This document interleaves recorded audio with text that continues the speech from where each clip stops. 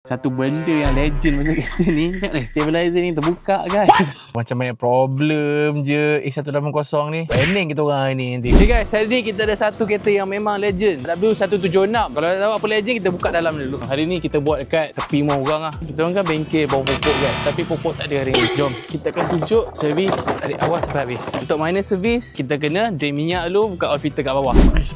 Kita buka cover dulu, tarik dulu guys. Ni yang perasaan boleh kena 4 boleh tidur. Settle buka cover, kita boleh buka. Kita boleh drain minyak, bukan boleh buka. Jom kita drain minyak, kita kena aim betul guys.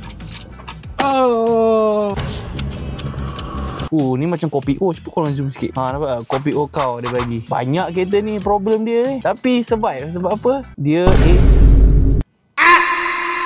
nampak surprise. Sebab dia kereta A180 yang legend lah. Still engine must settle. Ini titik-titik sikit tak apalah. Kita boleh tutup lah. Sekejap sikit. Alright, cantik. Alright. So sekarang kita nak buka oil filter. Untuk A180 ni, dia ada 3 masalah problem dia. Sebagai adalah masalah sensor. Sensor, speed sensor dan sensor yang lain lah. Dah lupa lah. Okay, 1, 2, 3. Tengok ni guys. Saya off filter tak lock. Okay, jom cuci. Ambil brake cleaner. Cuci sikit sebab kotor dalam kan. Okay guys, settle. Jangan lupa buka o-ring. Ada 3 o-ring Ada 1, 2, 3 o-ring.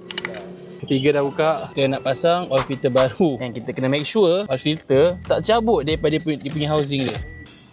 Nampak ni? Jatuh pun. Ni baru betul cara pasang oil filter. Okay, then kita pasang o-ring. Okay, jom kita pasang balik sini. Kat sini Kita letakkan guna tangan dulu dan settle. So kereta ni guna 5W40. Let's go. Nampak ni guys, warna emas. Jadi settle pun bagi minum minyak enjin. Kita boleh tutup dan start enjin kereta. So jom kita check kereta ni boleh on ke tak boleh on.